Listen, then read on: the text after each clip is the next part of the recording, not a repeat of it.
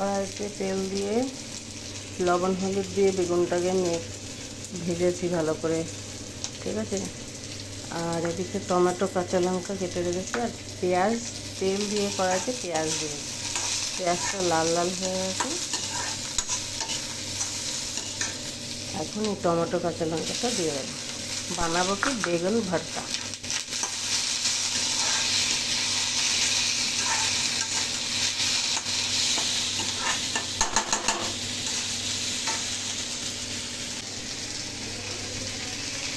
এর মধ্যে লবণ হলুদ তো দেওয়াই আছে, তার জন্য একটুখানি কাঁচা লঙ্কাও দিয়েছি, একটু ভালো হওয়ার জন্য লাল লঙ্কা গুঁড়ো, আর কিছু দেবো না। এবার বেগুনটা দিয়ে দেবো।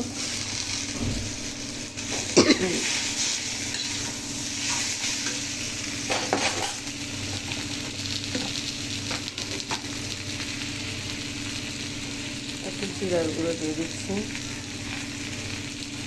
নামানোর সময় একটু গরম মশলা দিয়ে দেবো।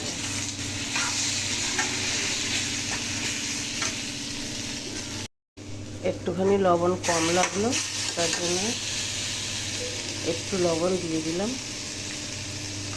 আর এবার গরম মশলাটা দিয়ে দিলাম। হয়ে গেছে আমার বেগুন ভর্তা। তো রেসিপিটি যদি আপনাদের ভালো লাগে তাহলে লাইক কমেন্ট শেয়ার করবেন। আগামী দিনে একটু নতুন রেসিপি নিয়ে হাজির হব, ঠিক আছে। তাহলে টাটা, বাই বাই, রাখছি।